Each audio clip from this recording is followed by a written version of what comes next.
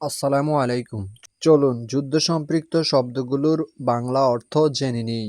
Ceasefire, truce, আর্মিস্টিক এর অর্থ যুদ্ধবিরতি।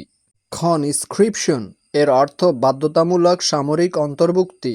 ডিমিলিটারাইজ এর অর্থ সামরিকীকরণের অবসান ঘটানো। ডিপ্লয়মেন্ট এর অর্থ সামরিক সরঞ্জাম মোতায়েন। এসকালেশন এর অর্থ সংঘাতের তীব্রতা বৃদ্ধি।